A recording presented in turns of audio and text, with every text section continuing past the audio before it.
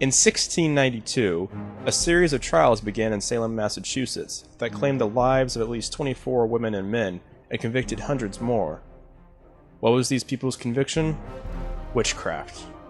These trials now live in infamy as a darker part of human history. So come with us as we explore witchcraft in America. Today, witches have been integrated into our society as playful characters and traditional decorations.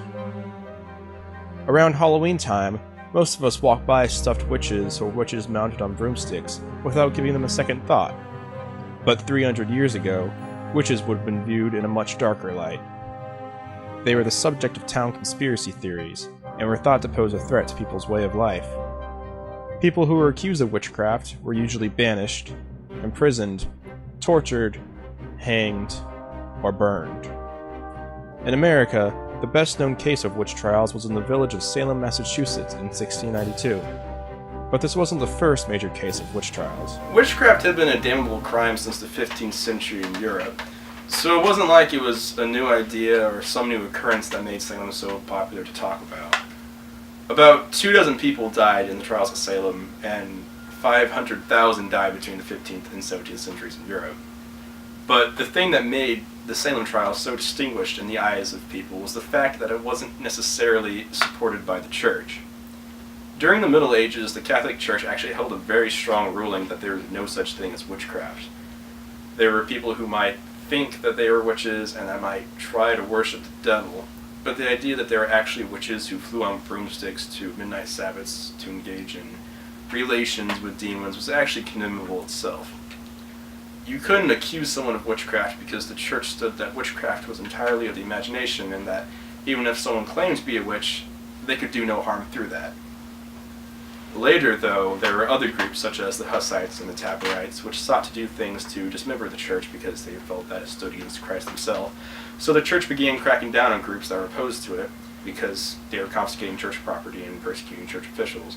And in the midst of this war and terror for the church, groups accused of witchcraft began facing persecution as well.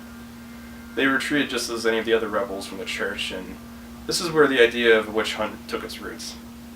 This was also the same time as the Protestant Reformation, when the people from all over Europe were getting unhappy with the Catholic Church, and so they split. So this Puritan sect of Christianity came to America, and 200 years after the Catholics started persecuting witches, they started doing the same thing. So eventually some of the Puritan officials were like, hold it, isn't this the sort of thing we were trying to escape? And so there's a big deal made about the trials in Salem, and that was essentially the last significant case of a witch hunt since. But how could it be that a close-knit community of people could suddenly turn on themselves and condemn people who they trusted only days before? In order to fully understand the mindset of these people, it's important to remember where they are at this point. They're alone, out in the middle of a land not fully explored, not fully understood, surrounded by nations of natives who regularly raid their villages. It was a scary place to live, and it's not surprising at all that their fears manifested into what they did.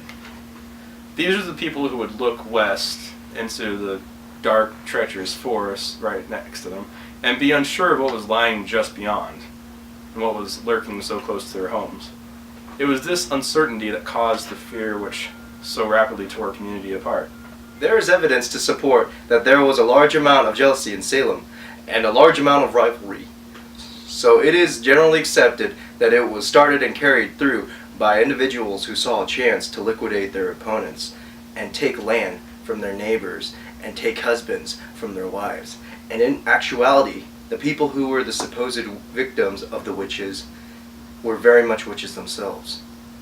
But I don't believe that all the people who participated in the trials were doing it for personal gain. I think that a lot of people were genuinely scared. The society in place in Salem was very unsteady. Native Americans were a force greatly feared by the citizens. Their ability to use the forest to sneak up on European settlements undetected was a common threat. The feelings of danger undoubtedly led to fear by the inhabitants of Salem. Other endangering events were the winters in New England, which were unrelentingly harsh. man and crops alike would surely die every year in freezing temperatures. Many believe these winters to be the work of witches, who might be trying to kill their neighbor's crops to better their own, or might even be trying to kill their neighbor to get their land. But can fear alone really lead to such a disastrous event? Some historians believe that there were some other, more medical aspects to the cause of the hysteria.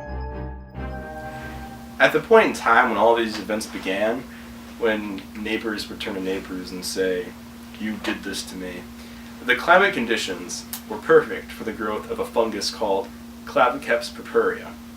Now, this fungus grows on ears of rye, and when consumed by humans, can result in ergo poisoning, which can cause hallucinations and other convulsive symptoms such as crawling sensations in the skin, tingling in the fingers, vertigo, tinnitus aurium, headaches, disturbing sensations, painful muscular contractions, vomiting and diarrhea, as well as psychological symptoms such as mania, melancholia, psychosis, and delirium, which were all symptoms reported in the Salem witchcraft records.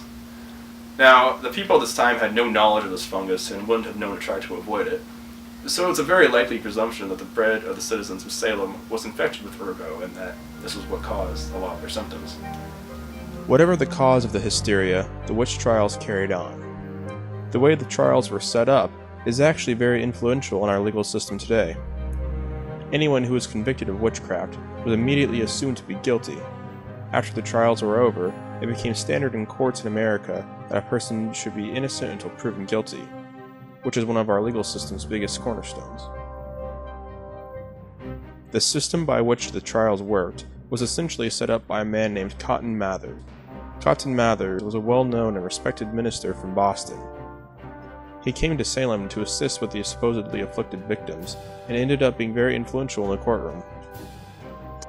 His biggest influence was his position on the use of spectral evidence. Spectral evidence is where a supposed victim of a supernatural crime can claim that a specter of the accused is attacking them in order to prove them guilty. The rest of the court is completely oblivious to the attack, other than by the victim's reactions. Mather levied to support the use of spectral evidence, which allowed the afflicted girls of the trials to convict more and more people. Because of Cotton Mather, the Salem witch trials were much worse than they could have been, because he allowed the court to use evidence that could not be proven to condemn the supposed witches. There are many signs of being a witch. These signs would usually include superhuman abilities such as super strength and telepathy, or the inability to recite even a simple prayer. Even if the person mispronounced a word in the prayer, they could be accused of being a witch. People that denied witchcraft was real would also be accused of being a witch. Usually women were targeted more than men because it was believed that their bodies were weaker than men's bodies, which made it easier for Satan to take control of their bodies. Women could also be accused if they overstepped the current proper female propriety. However, ultimately, anyone could be accused of being a witch, even if they showed no signs of it. As long as there was more than one person willing to admit that they saw someone committing crimes of witchcraft, they could be prosecuted. Neighbor, it's good. You know that land your farm has been in my family for generations. Really? Yeah, it should be mine. Well, sir, it's my property now. I paid for it. See how it is. Okay. Have a nice day, neighbor. Hi there, Lucas. I've spotted some weird things from my neighbor David. Have you seen any of these yourself? You know, the other day I thought I heard some strange wailing coming from his bedroom window. Yep, I heard that too. I even think I saw him swallow one of my chickens whole. Really? You know, he stole my best pair of bucket shoes. Yeah, and he has a few black cats roaming around on his land. Hey! We got a warrant for your arrest here, sir. What? Why? Witchcraft. What? Come with us. What are you talking about? What? No! After a witch was accused, they had more to look forward to at the hands of the court. After the capture of a suspected or accused witch, the next step was to gain a confession. In some cases, the witches would confess just so that they wouldn't be executed. In other cases, torture or testing was needed. There were two common ways to test for a witch. One was by dunking, which is where they would tie the witch's hands and feet and cast them into a nearby body of water. If the witch floated, that means they were actually a witch, and if they didn't float, that means they were innocent. However, if they didn't float, they would most likely drown anyway. But If they drowned, their family would still retain all their property. The second way of testing for a witch was by reciting the Lord's Prayer in her presence. They were looking to get a reaction out of the witch. If they saw some kind of reaction, that usually meant that they were guilty. When the judge decided that the witch should be executed, there were three main things they would do. One was burning at the stake, another hanging, and the third was the wheel.